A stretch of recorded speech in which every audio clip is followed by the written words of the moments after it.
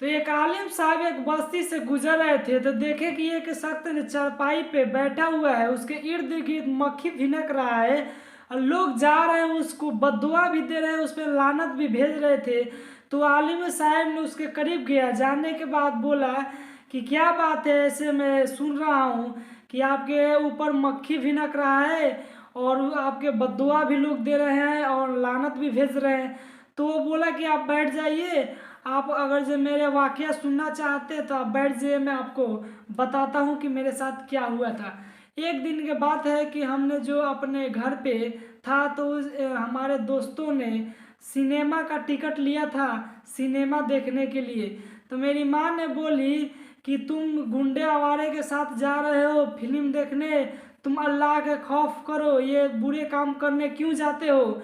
तो मुझे गुस्सा आ गया। गुस्सा आने के बाद मैंने क्या किया कि जूता उतारा और जूता उतारने के बाद अपनी माँ को जूता से इतना बहुत जूते जूते मारा। मारने के बाद ये हुआ कि मेरी माँ ने मुझे बद्दुआ दे अपने रब से बोलने लगे कि यह मौला तूने मुझे इसी दिन के लिए बेटा दिया था कि मुझे ये जूता से मारे, क्योंकि अब मैं जीना नहीं चाहती हूँ, जितना भी मैंने जी लिया उतना जी लिया, मैं मरना चाहती हूँ, क्योंकि मुझे इसी दिन के लिए तूने बेटा दिया था कि मुझे जूता मारे। तो वो मैंने क्या किया कि माँ की बात सुन रहा था कि वो माँ मुझे बद्दुआ भी दे रही थी और उन्होंने क्या किया कि एक हफ्ते के लिए खाना पानी छोड़ दिया। खाना पानी छोड़ने के बाद वो उनका फौत हो गया, मर गई। मरने के बाद क्या हो, जिस रात मेरी माँ मरी उसी रात के मुझे पैरों में जलन हुआ, थोड़ा सा उसमें थोड़ा दर्द महसूस हुआ। दर्द महसूस होने के बाद मैं बोला कि दर्द हल्का हो रहा है, बाद में ठीक हो जाएगा, लेकिन वो ठीक नहीं हुआ। सुबह उठने के बाद देखा कि पैर सूज गया है। सूज जाने के बाद मैंने गया डॉक्टर के पास। डॉक्टर के पास जाने के बाद मैंने डॉक्टर से दिखाया तो डॉक्टर ने बोला कि आपके पैर का ऑपरेशन करना पड़ेगा, आपके पैर को काटना पड़ेगा। तो काटने के बाद भी मेरा जो है पैर का हाल आप देख सकते हैं, इसमें कीड़े पड़ गए हैं और कीड़े पड़ने के बाद इसमें मक्खियाँ भी भिनकती है और कीड़े इतना पड़ा है, इतना दर्द मुझे होता है।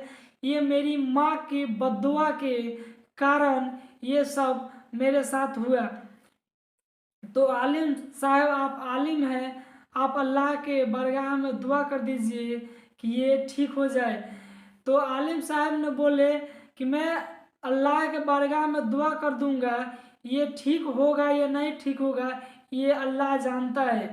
तो आप लोग से मेरी गुजारिश है कि माँ बाप को आप कभी भी दिल दुखाए ना, क्योंकि आप लोग अल्लाह को राज़ी करना चाहते हैं तो पहले आप लोग माँ बाप को राज़ी कर लें, क्योंकि जब माँ बाप राज़ी हो जाएगा तो खुद ब खुद अल्लाह राज़ी हो जाएगा। जब माँ बाप नाराज हो जाएंगे तो अल्लाह भी नाराज हो जाएगा। ऐसे बाज मर्तबा आप लोग ने सुना है कि जब अपने बाल बच्चे जब होते हैं तो माँ बाप के एक अरमान होता है कि मेरे बुढ़ापे का सहारा बनेगा, मेरा बच्चा या बच्ची जो भी है सहारा बनेगा।